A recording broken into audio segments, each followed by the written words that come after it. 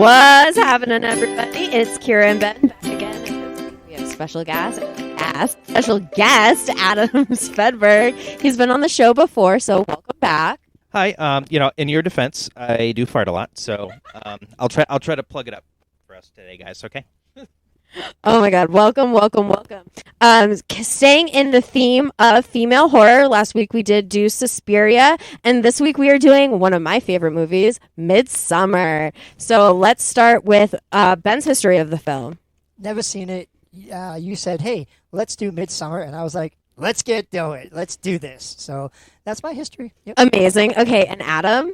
I totally haven't seen it before, so it was pretty awesome. I mean, like, the very ending of it, I'm not going to spoil it. I'll let Kyra go and talk about the synopsis, but the very ending of it was pretty cool too, and I think there were some pretty interesting moments that I'm totally psyched about asking you guys questions on, because I think that there are definitely like mood changes that you get throughout this film. I think there are definitely like cool interpretations that you can have at the beginning of the film and then at the ending of the film in terms of like different actions that people take that reoccur. So yeah, I'm super excited to talk about it. Me too. So I am a big fan of the director, Ari Aster. When I first saw Hereditary, I fell in love with Ari Aster as a director.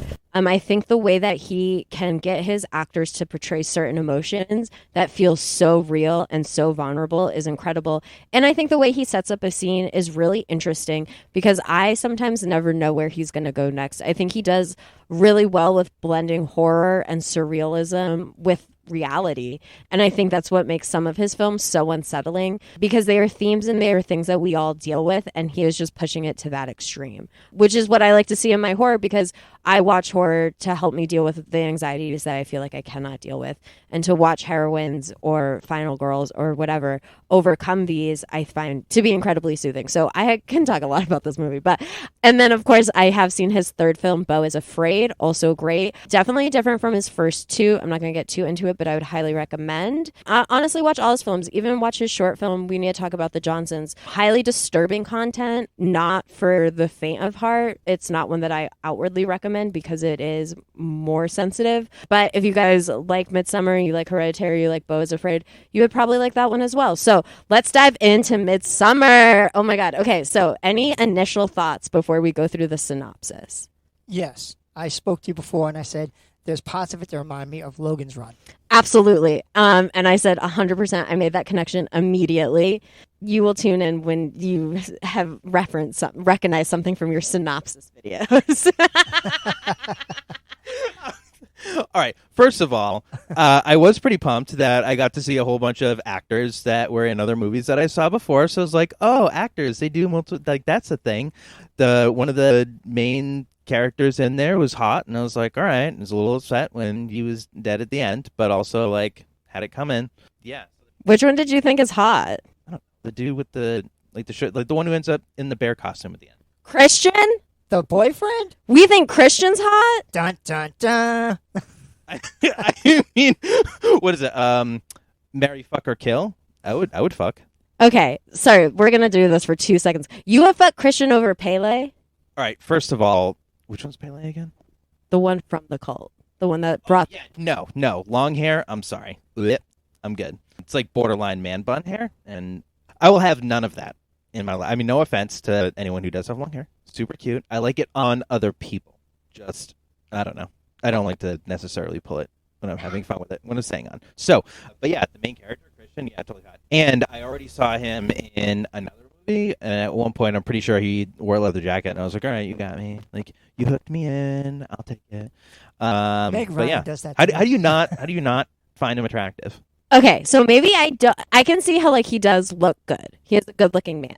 But I think his character is so abhorrent that I hate him, and I think he is disgusting, and that makes him so ugly to me. He looks like an ugly little whiny bitch. He's self-centered. Okay, all right, fine. But also, that's the difference between men and women. Like, I don't really, all the emotional stuff, you can just kind of like, I don't even care. Like, I'm not going to marry you. Like, that's a thing. But I'd hit that. So booty calls. So welcome to this week's edition of Woz Happening's Booty Call. Exactly. We learned that Adam loves toxic men who are hot. Just don't tell my boyfriend. boyfriend is one of those things. He's an amazing human being, and I absolutely love him. The end. Shout out Adam's boyfriend. No, I love Tyler. He's awesome. Wait, can I use his government name on here? I think so. All right. All right, we'll get into Midsommar now. So Midsommar opens, and we have our protagonist, Dani. We see her messaging with her sister. It's a little scary messages. And while she's doing that, she's talking to a girlfriend on the phone. Now, the girlfriend we never really see again, which I found to be a very interesting choice, but that's not the point of the movie. So she's having some really scary messages with her sister while she's calling her friend. And while she's doing this, she is mentioning that her boyfriend Christian is out and things are not really going well. And he's not really there, and she doesn't want to drag him into it because he calls her dramatic and like plays it off and does all the things a narcissist abusive boyfriend does.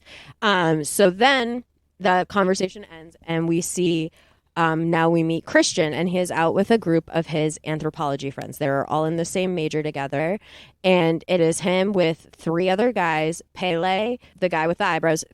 As always, I forget everyone's name, and then Chidi from The Good Place. So I forget everyone's names in the movies besides Dani, Christian, and Pele. So I think actually Mark is one of their names. I forget who though. So then we see them, and they're talking, and Christian is talking about how he wants to break up with Dani, how he's unhappy. He's checking out the waitress. His friends are encouraging him to cheat on her. They're talking about going to this midsummer festival with Pele in Sweden. And while this is happening, Dani keeps calling Christian, and we don't know why. And then it opens to the title cards, which are devastating. So what I love is like it's a movie, it's called Midsommar, and then our title cards, it's snowing in Chicago. I love that. And what we see is a horror scene at Dani's parents' house where we see that her sister has committed suicide and has taken her parents with her.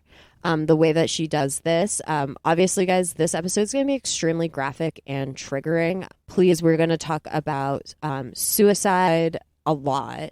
We're going to talk about drug use, ritual sex practices. We're going to talk about a lot of heavy things. So I probably should have put this a little sooner, but I'm so sorry.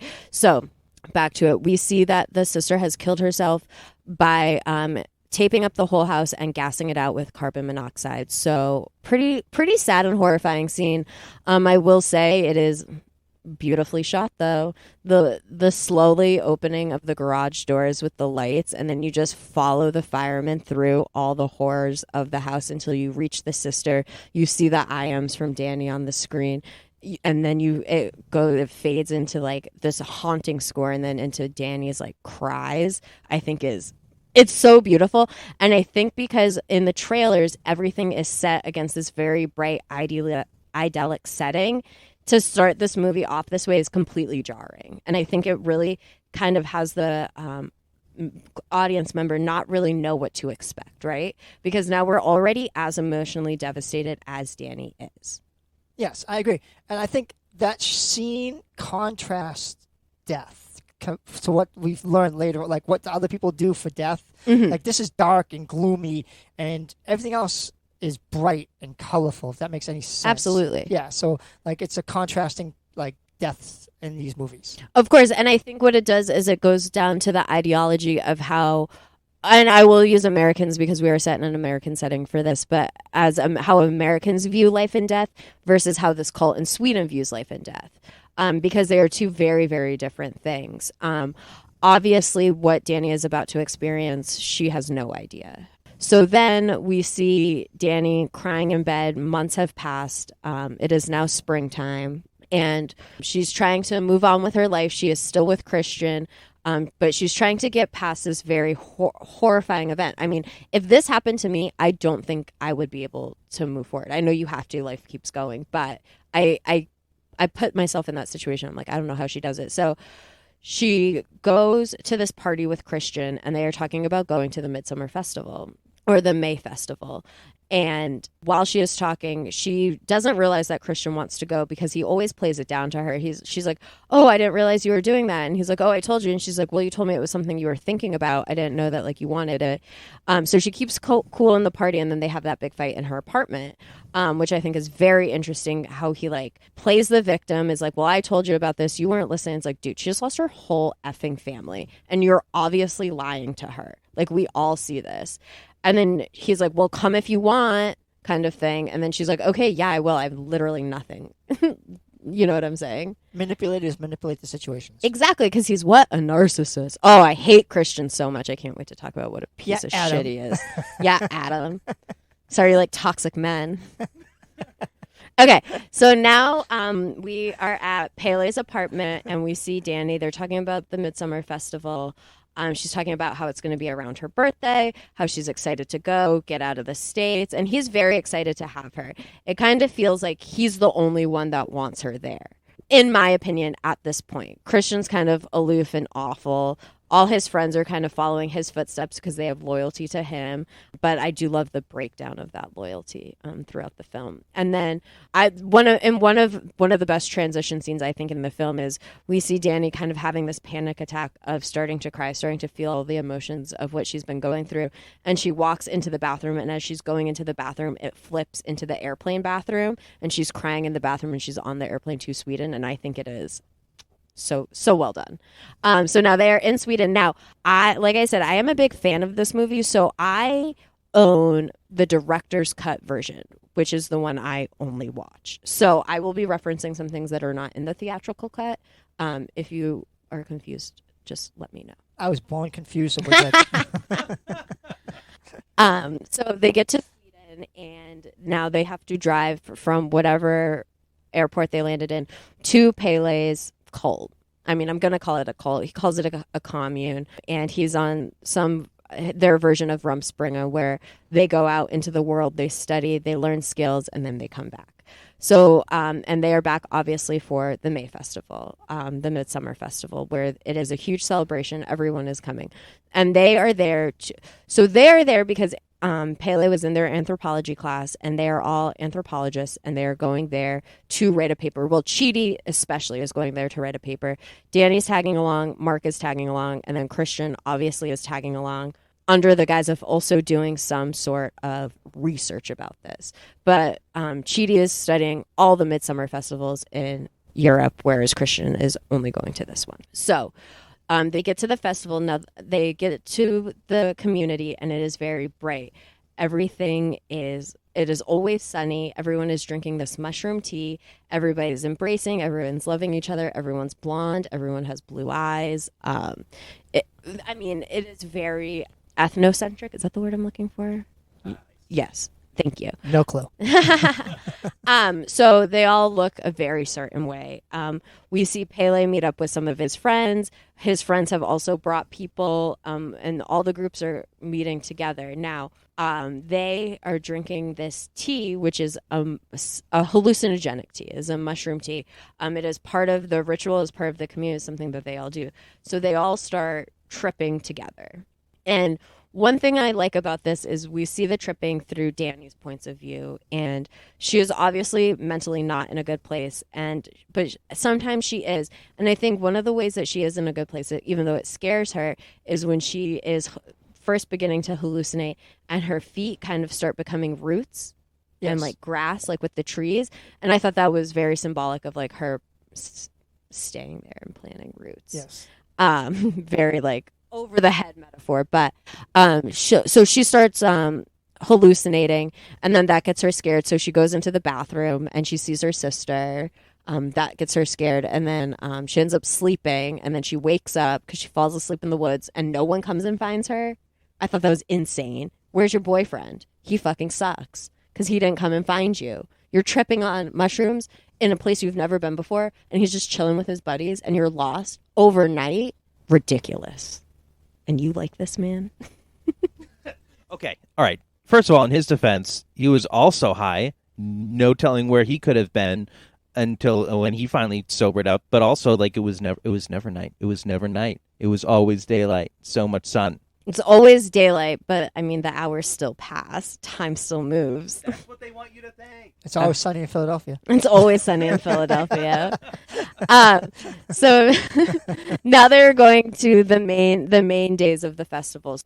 So there's a lot of meals, there's a lot of dancing, everyone is celebrating. They all stay in this one house called the children's quarters, where you stay from when you're, I think it was what, 7 to 18? No. Well, they had the baby in there. No, they did have the baby in there. So yeah, so you're a baby in there till 18, and then you go off, and then you come back, and then you live in like the marriage quarters. Yes. Okay.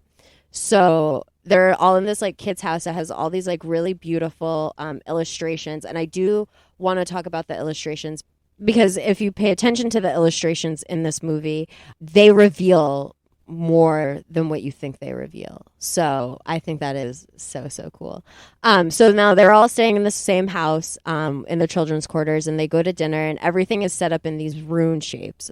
These runes are everywhere. And this is a scene that is in the director's cut that is not in the original, that is not in the theatrical cut. There's a scene in the car ride while they were driving where Dani is questioning Chidi about why he is reading a book about Nazi symbolism. And he goes, well, I'm going to bounce that question off to Pele. And Pele is saying that even though the runes and the symbols that they use are similar to those that were used in the Nazi language, they're different. Now, I believe he is lying, and I believe that they are the similar views. And this is going to play into a theory I have later at the end. But I do believe there is Nazi rhetoric in the cult. Oh, fun fact. So I know this.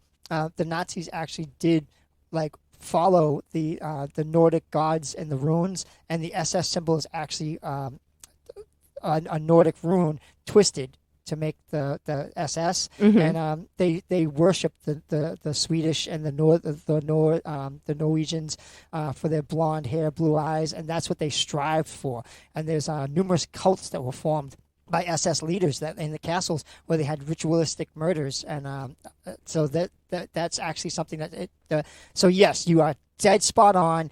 Thank you, learning history. Yes, Ben. So yes, you're right. Yes, so I do believe. Okay, I'm so excited that you said that because this plays into everything we're going to talk about later. Himmler had a castle, and he had ritualistic murders there under Nordic traditions.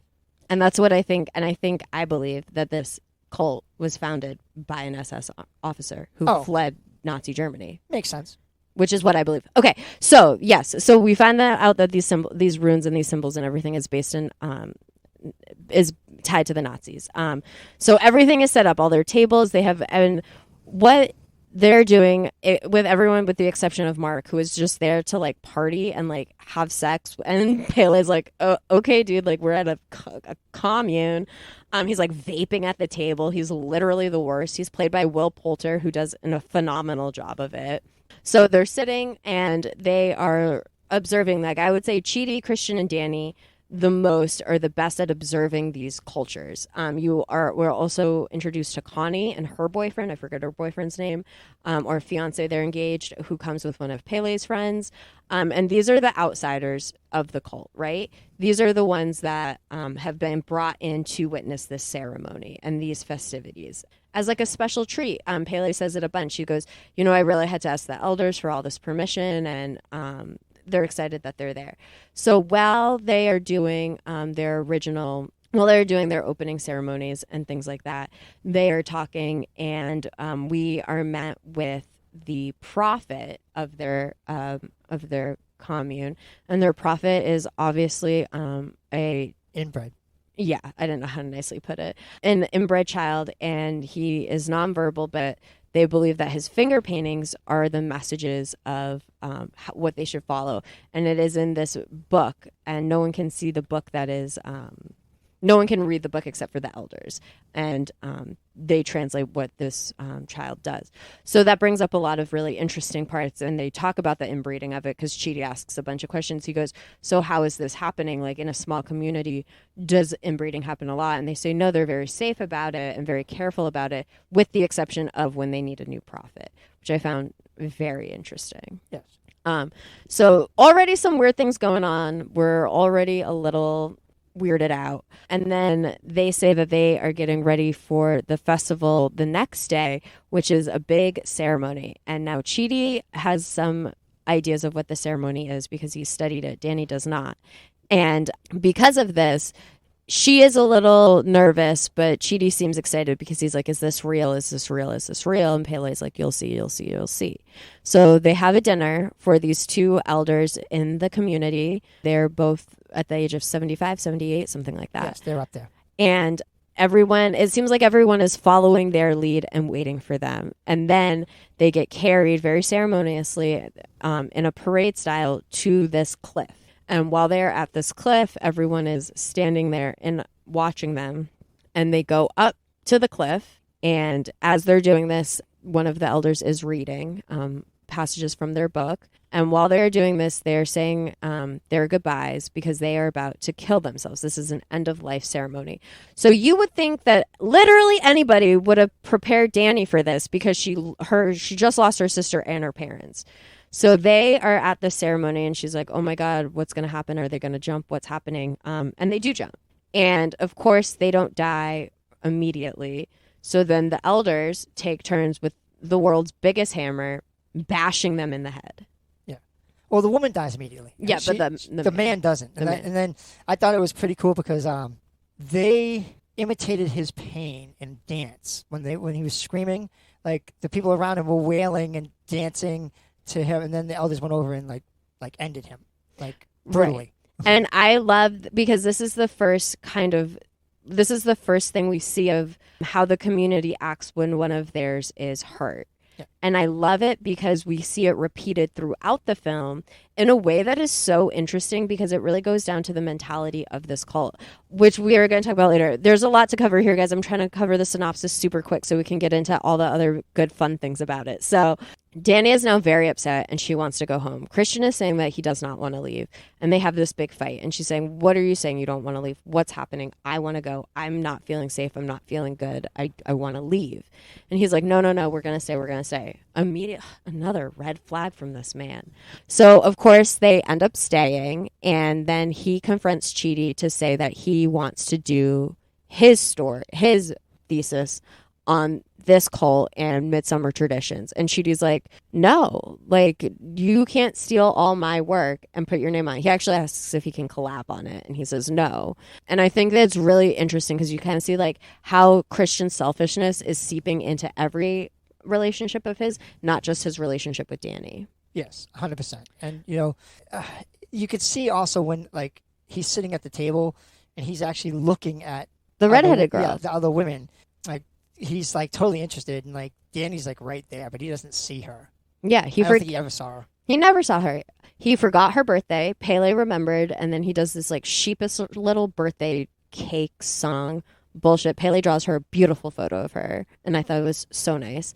Also, while this is happening, people are vanishing. So the first people after the death ceremony that are trying to leave is Connie and her fiance.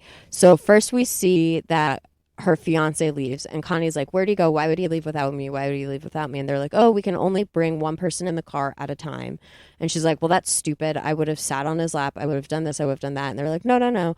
So she is now without her boyfriend, and she is waiting for him, right? Now, in a scene in the director's cut, after Christian and Dani have their fight in the field where she's like, I don't get why you want to stay. I want to leave. There is a scene at night.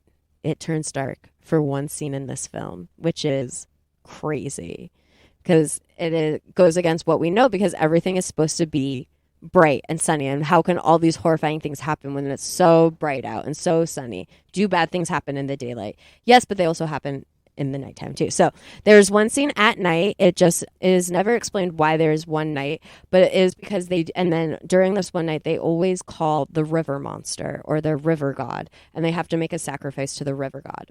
So while they're there, a small boy, he is like probably 5 to 7, I do not know the age of children, comes forward, and he is talking about how he is going to sacrifice himself, how he is brave enough and strong enough, and he is going to sacrifice himself to this god. And everyone's like, word, okay. Now Dani is standing there, and she is frozen, she is scared, and she starts fighting out against. So they have this boy all wrapped up in these chains, and they're like swinging him out into the water. And she's like, stop, what are you doing? And you see other women hearing this and then start pleading with her. So then they stop it and they say, for his bravery, for offering to be sacrificed at such a young age. He does not have to be sacrificed. And then he is saved. Everyone is happy. The ritual ends, and then they go home. And it's like, why is that important? We will get back to it. Remember that he was wearing chains, okay? Yes. So now we're back into the daylight.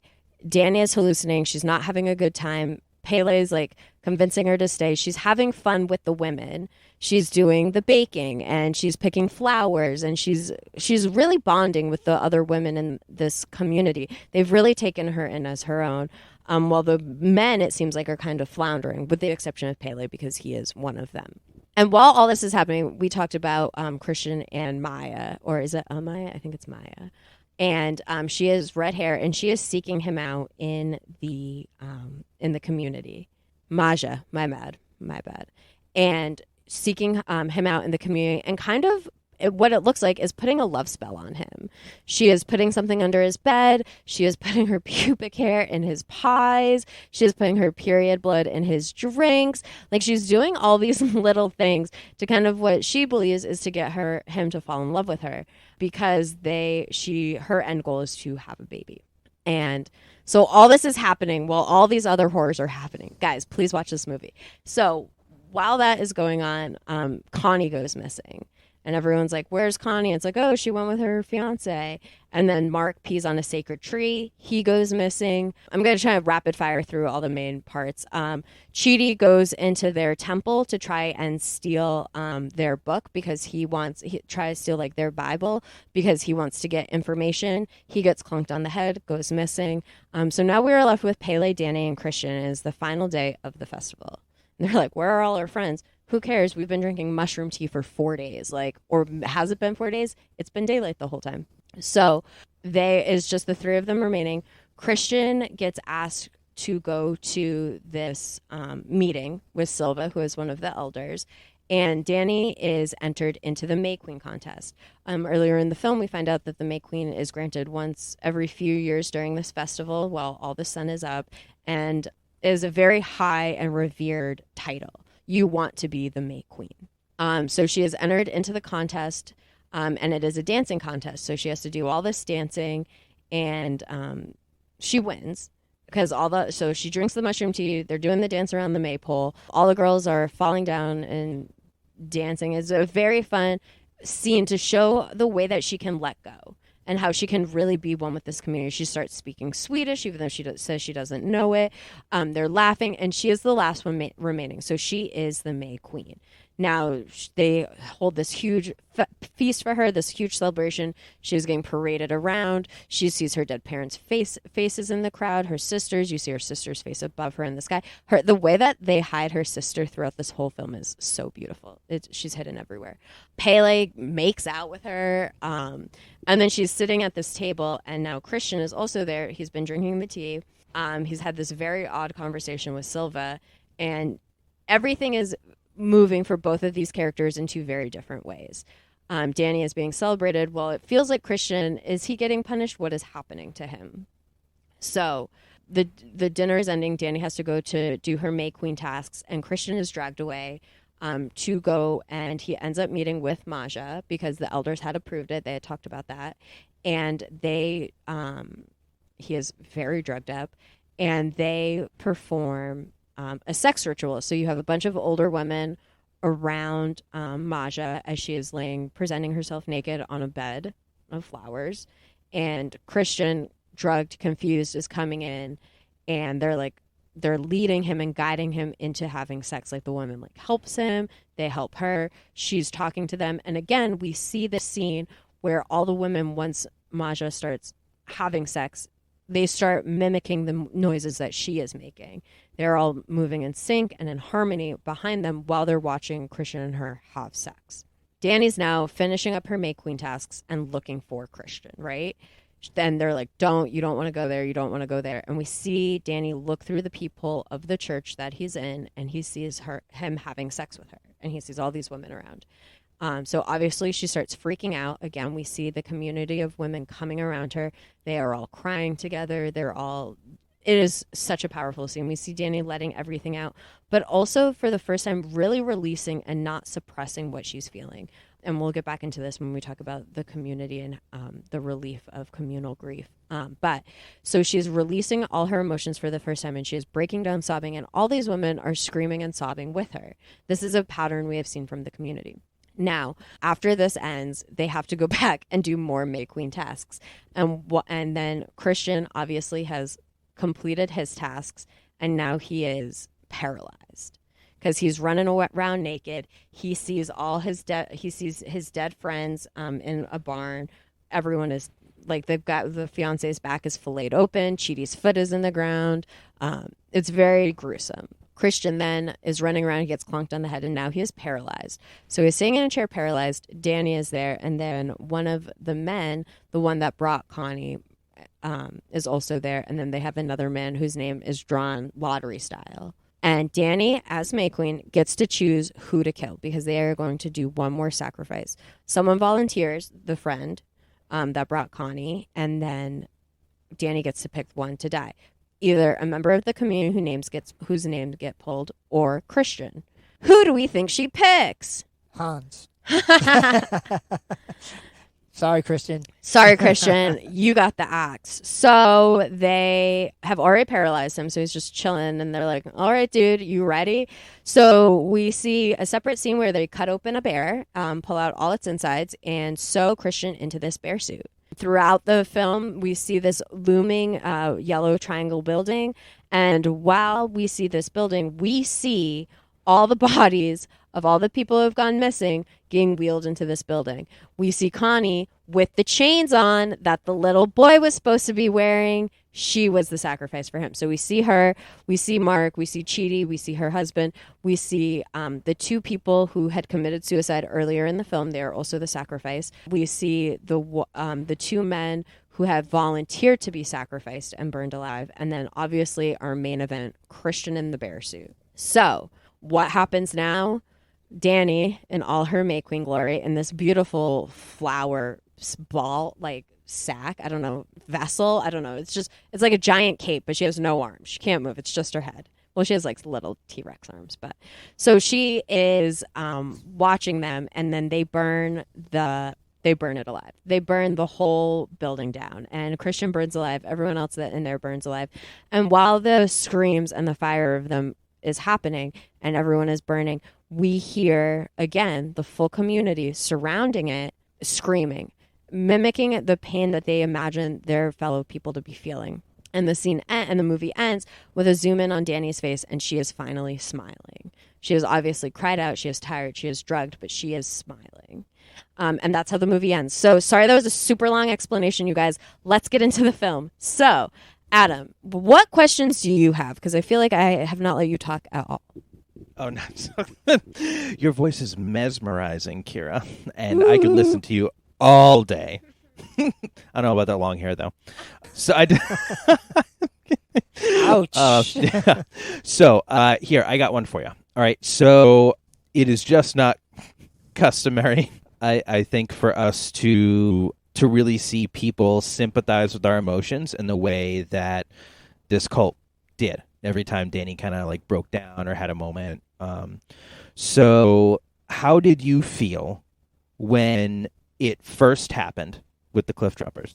And how did that feeling change by the time they did the last one? Did it bring you some sense of calm? Were you at least like expecting it? Because there was kind of some question as to like what was going to happen. You know, you're watching a horror movie, people are getting down to the edge of the cliff, and then you're kind of sitting there and you're like, all right, something's going to happen. Are they going to jump? Are they not going to jump? But at least that's like, it makes sense in your head when it finally does happen. You're like, okay, that seems reasonable. And then all of a sudden, like, everyone starts, mimicking that same kind of emotion. It's a bit, so it was a bit jarring. And, by the time you get to the end, you're not necessarily expecting it, but when Dani starts to break down again, like, I just sent, someone I know, like, I literally just sent someone to get murdered, and now he's getting burned alive, and she's freaking out, and then they freak out along with her. It kind of presents a different feeling, like, forces you to then think, like, how how is this relating now back to like their acceptance of her into the cult? Again, brings back these vibes of like, how are we dealing with this as a community?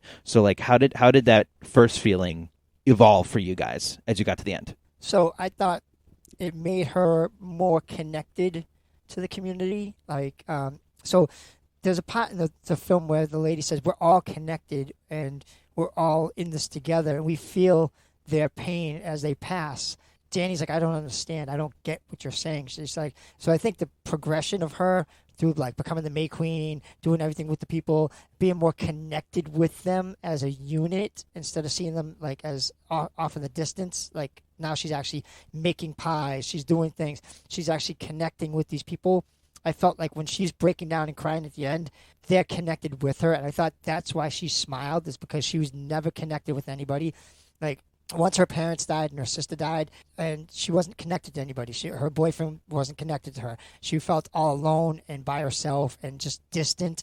And then them taking her in and embracing her and making her feel as one of the community, like she got it. I think the end, the smile of her was, I get it. I'm part of this. I'm part of them.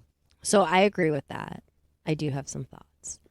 Dun, dun, dun. So when I first saw, when you first watch the scene of the two people committing suicide, and you hear the cries of the community, I think for me it was more of a question, not as jarring as much, but more of a question of why are they screaming like this, and what are they doing? Are they doing this because of the pain that they feel for these people?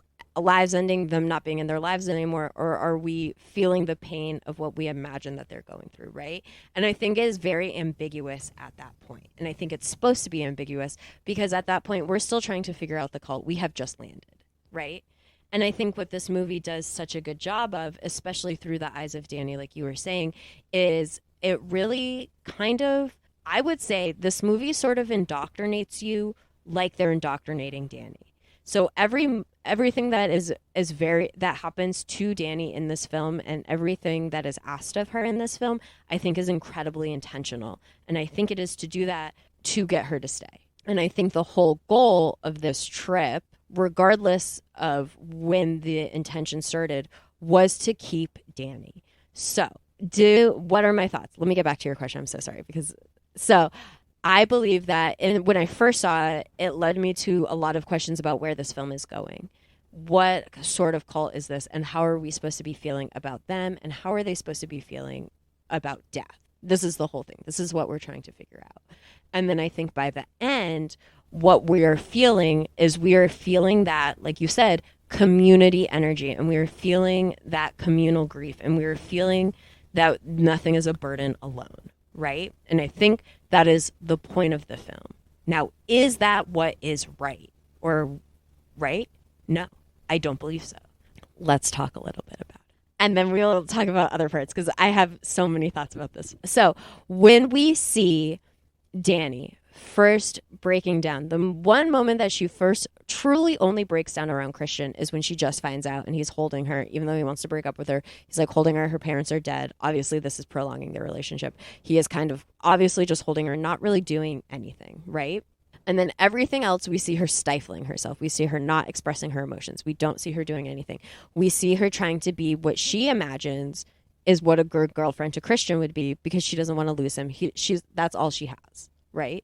And then we see her with the acceptance of her as a person within the cult, we can see that sort of drift from her and Christian because she is able to talk about things she wants. She is able to laugh. She is able to cry. They see her as a full person, whereas Christian, as a narcissist does, just sees her as an extension of himself, right? So I think that is super important. And what is happening is while Dani is feeling so comfortable and we're feeling so happy for Dani to feel comfortable because we know all the tragedy that she's gone through. So we obviously want to see our protagonist thrive. We are slowly agreeing and going along with what this cult is doing, just like Dani is, because as an audience member, you have empathy for her. So you want her to be happy in the end. And what we do is we think this cult has empathy for her and wants her to be happy in the end. What are their true intentions?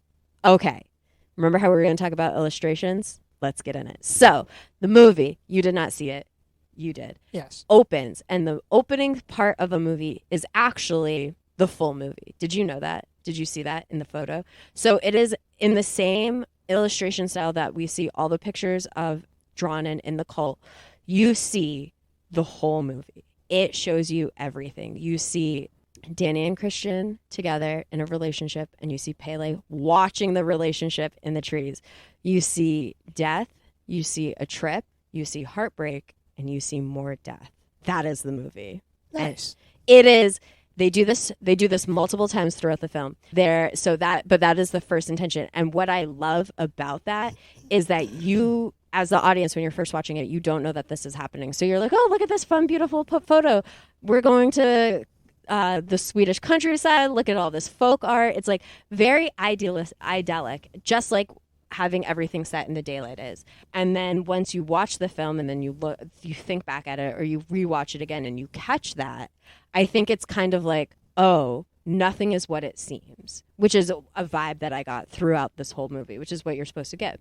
So then there is a part where they are paneling along illustrations of that looks like someone had just painted, and you see the whole process of Maja and Christian's spell, like relationship. So you see everything that Maja is going to do to get Christian to love her or have a baby with her, because that is her end goal. She wants to have a baby. And he was one of the ones that they brought in for his sperm to combat that inbreeding. So you see everything happen. So then when you see it happen in the film, you're like, oh, this is what's next. This is what's next. But you're agreeing with it. I don't know. I think it is such a powerful way to tell a story, because as an audience member, you are introduced to everything just like they are in the cult. Everything is out in the open for them. They are introduced to it, but it's what we choose to pay attention to at that time, because it's what are we focusing on at that time. And all these people are so and this is what makes the community feeling of the cult so good, because all these American students or the British couple that comes in, they're very self-centered and very self-serving, and they're to take from this cult and not give back, whereas the whole cult is about community giving and feeling and what you do for each other. So I think that when the most selfish people die, it is because that does not align with the ideals of the cult. Yes. My synopsis says yes. No, I'm just kidding. Brilliant. But I think it's pretty awesome that you talk about, this symbolism and foreshadowing. I mean, even before Christian becomes a furry, he sees his own death and is just like, oh, like, what even is this? Look at these pretty pictures. I love how the triangle house that they eventually go and burn everybody in is yellow, right? And not like a lighter color yellow. Something very desaturated can bring that, like an energetic kind of feeling, can help you uplifting and cheerful and joyful. But, these really saturated canary yellow kind of yellows that we're used to seeing, at least in America, like a lot of our caution signs are yellow. But, yellow can kind of be like a precursor to danger kind of thing. And I thought it was really cool that they made the house that yellow and stand out like that. I mean, also like yellow like the sun. But yeah, so there's a lot of foreshadowing. I think one of the things they did that was really cool is they could, beyond just like someone having flashbacks and dreams, seeing people, appear in mirrors behind them, they incorporated all this like hardcore tripping so that they could do other things like put faces in, the trees and the clouds and the surroundings and that sort of thing. Did you think that there was any particular kind of foreshadowing in the film or any kind of symbolism that you thought could have been executed a little bit better by the director? Yeah, I'm pinning you right against the director now. Do it. Oh my God, Ari Aster, I never want to say a thing against you. One thing I think could have been done differently, which, I mean, it was done subtly in the paintings, in the rooms of in the children's house, in the children's quarters, is the scene at night. Now, I know it is not in the theatrical version of the film. I know not everyone sees it, but I do believe that they could have explained that a little bit more, because a lot of the thesis of this is that what horrors happen in the daylight, because it is daylight all the time, right? And we are banking on this daylight to bring a lot of those horrors, but also to bring this sense of calmness and serenity. So when we have this scene at night and it is so chaotic with the child trying to sacrifice himself, I felt like there could have been more to that, a little bit more explanation as to why the sun went down this one night. That would have been my only precursor. Like if Pele had been showing her photos in the house and he talks about the sun and the monster and the river and all this, like I think that something, because we see it so often and it's done so well, I think it could have been something more, because to me that scene is so important because it is the only scene at night. So you are seeing a different spectrum of the film that you are used to. So that's what I would have liked. Is not a high complaint, is very low on my complaint list, but that would be my critique. Do you have any critiques? Not really. I thought the movie was okay. I know this is one you absolutely love. I thought it was okay. Like when we talked off recording, and I was like, it was all right. I mean, it's not my style. I wasn't used to it. I'm not used to that style of horror, if that makes any sense. Oh, absolutely. And I would say this is a very different style of horror. It is not slasher. There is gore, but what it is such what okay, so what Ari Aster does so well is that I believe through his storytelling and through the way he sets up a scene and how he writes his dialogue is he really allows you to feel as broken as these characters are feeling. And I think using that emotional manipulation to have you feel all this empathy for these characters, to get indoctrinated into this cult and kind of to be in that mindset where at the end the horrors aren't that horrifying. It's just part of what they do, and you feel relief and happiness for Dani. I think that is what is so scary about this movie, is that how our thinking changes by our surroundings. Yeah. But I mean, also it's scary to know the horrors that we can do to each other. But I think when you look at the relationship between Dani and Christian, and obviously Christian is an abusive boyfriend. He's an emotionally abusive boyfriend. He is narcissistic. He is inconsiderate. He is selfish. Andy was good enough for Maja. Yeah, Maja didn't know him. He also cheated on Dani, forgot her birthday. Sold out his friends. Yeah, like, someone stole our book. He's like, oh, they did it. I'm not involved, but I'm sure they did it. He has no backbone. I don't know why Dani was with him. I don't know. She's so beautiful, and I think that Pele liked her the whole time and wanted her to come. So, because I believe off screen, after she becomes May Queen, Pele is moved into this position of higher power within the community. They say that he is granted like a crown because he was the one who brought their May Queen. So I do believe that him and Dani are going to end up together. We do see them kiss one time. It is a surprise kiss. I'm never a fan of a surprise kiss, but it is one.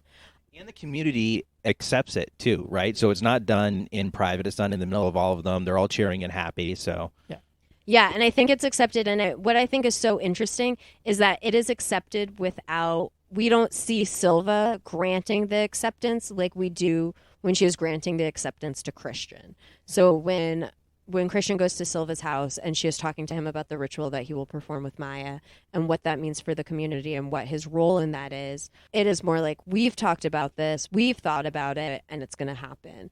Whereas with Pele and Dani, it feels like they've already accepted her and they don't need to have that conversation. They don't need to think about it. They are just like, yep, Pele can do what he wants. He brought the May Queen. We trust him. Yeah. I think also there's a part earlier on where he's talking and he says, the only one I truly wanted to come was you. Yeah. And he says that to Dani. And like he said, none of them else could have came. I wouldn't have cared. I just wanted you. Because I think he liked Dani so much. And again, Dani is getting manipulated by a different type of man, but we are also getting manipulated with her. So it is maybe a little bit more okay. But she's getting manipulated by a different kind of man and indoctrinated into a whole cult. So is it really a happy ending for her? I don't know. Let me float a question out to the room, because this is something that I had read about online, and I was thinking a little bit about it. So you guys can tell me if it's a stretch, but I believe that this is also a fairy tale. I mean, from what I understand, a lot of this ritualistic stuff, I think, was taken from inspirations from pagan as well as Norse mythology. So I wouldn't be surprised, even with just other fairy tales around the area. I mean, Europe's, I think, a little bit more. They tend to have a little bit more realistic or harsh endings to things. Versus in America, everything has to be rainbows and butterflies. Wasn't there an ending to there was an ending to a movie that this was like years ago, and I can't remember what it is. Maybe Kyra will know. But the ending of it was left up in the air so that the audience could choose a happier ending, and this is in America. But then in Britain, I think it was the one where they went down into the cave or something like that. Are you talking about The Descent? Yes. Everyone dies in The Descent. What American version did you see? The main character in The Descent, or at least that they showed the theatrical version in America, they didn't actually show the main character dying. They just kind of like a faded out black order. But when you actually saw the other version that they showed elsewhere, and I think they at the time they were in England or Great Britain, but they tacked on the rest of the ending, which was you saw that she was hallucinating and that she was actually still stuck down there.